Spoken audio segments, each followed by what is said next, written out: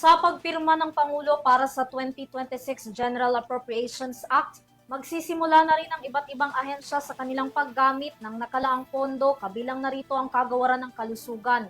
Sa naturang pondo, ilalaan ang 1 bilyong piso para sa zero billing na nauna nang ipinangako ng Pangulo na palalawigin pa. Alamin ang kabuuan ng balita sa aking report. Higit 448 billion pesos. Ganito kalaki ang pondo ng Department of Health o DOH na kasama sa General Appropriation Act o GAA para ngayong taon na kailan lang ay inaprubahan na ni Pangulong Ferdinand Marcos Jr.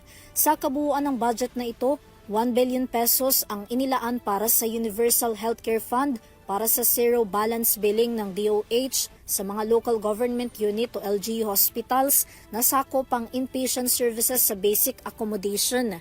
Gagamitin ang nasabing pondo para simulang suportahan ng ahensya ang mga malalaking ospital na pinatatakbo ng mga lokal na pamahalaan.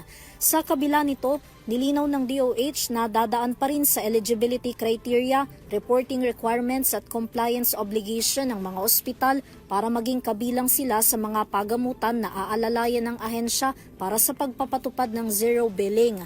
Babantayan din ng mga ito ang pangangasiwa ng programa sa bawat ospital upang matiyak na tuloy-tuloy ang implementasyon nito sa lahat ng mga pasyente na maseserbisyohan ng government-subsidized hospital care. Direkta naman na ipapasok ang pondo ng zero billing sa mga LGU hospital. Mahigpit namang nagpaalala ang DOH sa publiko na hindi nangangailangan o walang guarantee letter mula sa mga politiko ang mga ospital sa mga pasyenteng tatanggap ng zero billing. Samantala sa naging seremonya naman ng pagpirma sa 2026 GAA, matatanda ang binigyang diin ni Pangulong Marcos ang kahalagahan ng malaking pondo sa healthcare sector para mabilis na ma-access ng mga Pilipino ang abot kayang gamutan kabilang na ang universal healthcare. Ang 448 billion pesos na pondo rin daw sa health sector ngayong 2026 ay pinakamalaki rin daw na inilaan sa kasaysayan ng Pilipinas.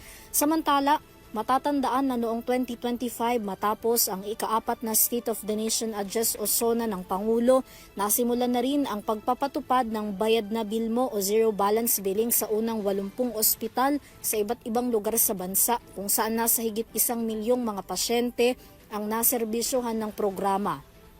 Para sa EuroTV News, Vanessa Cleofas, sumasaludo sa bawat Pilipino.